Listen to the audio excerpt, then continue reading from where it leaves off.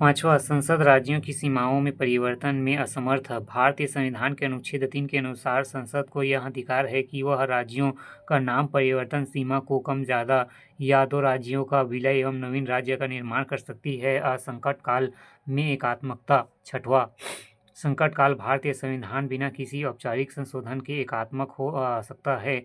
संकट काल में संसद राज्य सूची के विषयों पर कानून बना सकता है। केंद्रीय सरकार राज्य सरकारों को निर्देश दे सकती है। सातवां, सामान्य काल में केंद्र की असाधारण शक्तियाँ। संकट काल में एकात्मक का प्रावधान तो संविधान में है ही, किंतु समय काल में भी केंद्र की अनेक असाधारण शक्तियाँ प्राप्त है।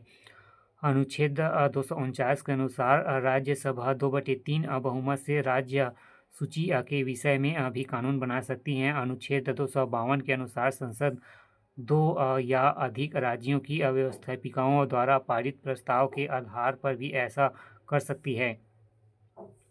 अंतर्राष्ट्रीय संधियों के पालन के लिए संघ एवं सामान्य काल में भी राज्य सूची के विषय में हस्तक्षेप कर सकती है। आठवां, मूलभूत विषयों की एक रूपता। भारतीय राष्ट्रीय एकता बनाने के लिए मूलभूत विषयों पर एक रूपता बनाई गई है। जैसे पहला, न्यायपालिका का एकीकृत ढांचा। दूसरा, पूरे देश में फौजदारी और दीवानी कानूनों की समता। तीसरा, संघ और राज्यों के विभिन्न पदों के लिए अखिल भारतीय सेवाएं। चौथा, एक चुनाव आयोग। पांचवा, एक ही वित्त आयोग और एक मात्र नियंत्रण एवं महालेख परीक्षक।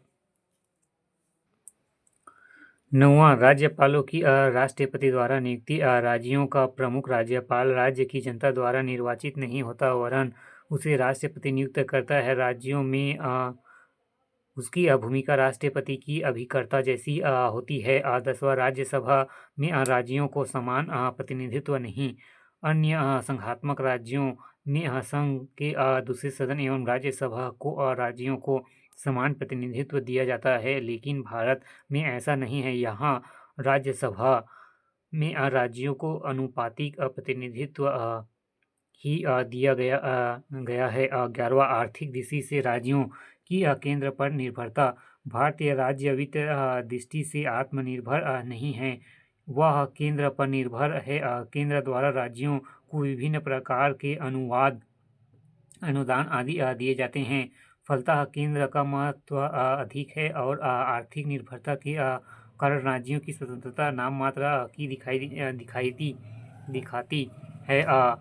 12वां, संविधान संशोधन। मुख्यतः केंद्र द्वारा संविधान के अधिकांश उपबंधों में संशोधन संसद साधारण कानून द्वारा कर सकती है। कुछ में संसद के दोनों सदनों के 2/3 बहुमत की आवश्यकता होती है। मात्र कुछ ही विषय उपबंध ऐसे हैं जिसमें उसमें संशोधन के लिए आधे से अधिक राज्यों की असहमति आवश्यक है, जबकि राज्यों की विधानसभा संविधान संशोधन विधेयक नहीं ला सकती।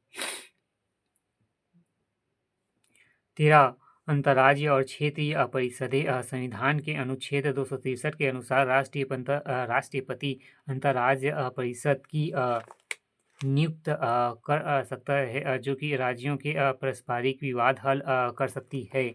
इसके अलावा 1957 राज्य पुनर्गठन अधिनियम के अनुसार क्षेत्रीय परिषदें की स्थापना की गई है। 1971 में पूर्वोत्तर सीमांत परिषद गठित हो चुकी थी। शेष 1990 में बनी थी। 14, केंद्रीय शासित प्रदेश। भारतीय संघ में दो प्रकार की इकाइयां हैं, राज्य एवं केंद्र शासित प्रदेश। वर्तमान में 8 केंद्र शासित प्रदेश है। इन पर केंद्र को प्रभावशाली नियंत्रण शक्तियां प्राप्त है। 15, राष्ट्रपति द्वारा राज्य सरकारों को निर्देश देना। पिछड़ी जाति, अनुसूचित जातियों और जनजाति कल्याण राष्ट्रपति के अधिकार के अंतर्गत आता है। इसके लिए वह विशेष आयोग का गठन कर सकता है और साथ ही इन जातियों के कल्याण के लिए राज्य सरकार निर्देश दे सकता है।